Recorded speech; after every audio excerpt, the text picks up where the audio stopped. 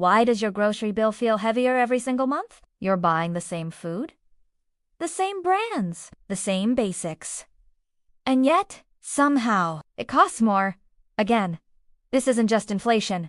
This isn't bad luck. And it definitely isn't temporary. What's happening to global food prices right now is the result of three powerful forces colliding: conflict, and something far more uncomfortable to talk about. And once you see how they connect, you won't look at your shopping receipt the same way again. Across the world, food prices are rising at levels we haven't seen in decades. Staples like wheat, rice, cooking oil, and sugar have surged in some regions by double digits, in others by far more. In poorer countries, families already spend over half their income just on food. In richer countries, wages haven't kept up, meaning people feel poorer even when they're working more. And here's the most worrying part.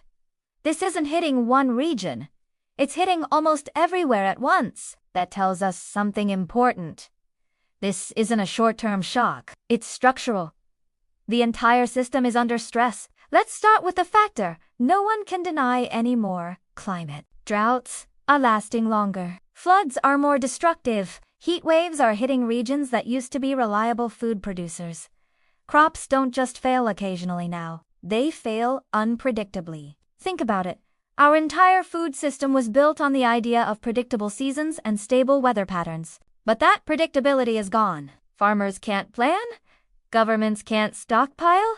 Markets panic. And when food production becomes uncertain, prices don't rise slowly.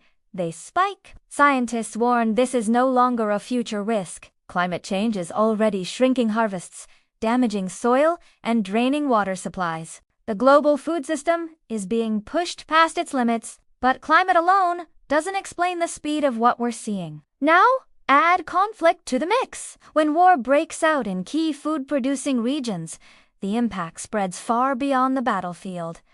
Take the war between Russia and Ukraine. Together, they were major exporters of wheat, corn, and cooking oil to the world. War didn't just stop crops from being harvested. It shattered shipping routes, insurance markets, and fertilizer supplies. Then came sanctions, export bans, and rising fuel costs. And suddenly, food shortages weren't local. They were global. Countries started hoarding resources. Markets started speculating on future prices. And prices jumped even in places where food was still available. Food didn't just become scarce. It became strategic, a tool in a much larger geopolitical game. And now we arrive at the most uncomfortable part of this story. While families struggled to put food on the table, while governments warned of shortages, some of the world's largest food and commodity companies reported record profits. A small number of corporations control huge parts of the food system: storage, shipping, processing, and trading. Critics say this concentration gives them immense power. Power to raise prices faster than costs rise, to profit from volatility, and to treat food like any other financial asset. Defenders argue it's just the market responding to risk. But here's the problem. When food becomes unaffordable, people don't just go without. Societies and yet, the system rewards profit long before it protects people's access to food, which raises a question governments rarely confront.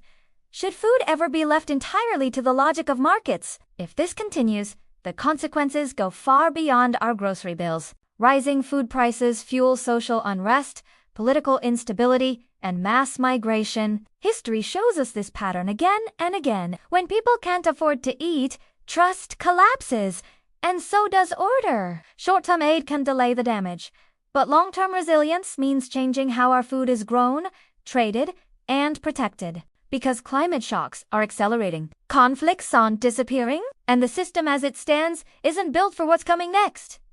So yes, climate matters. Conflict matters. But the system that decides who eats and who profits is a choice. And the real danger isn't rising food prices. It's accepting them as normal. Thanks for watching.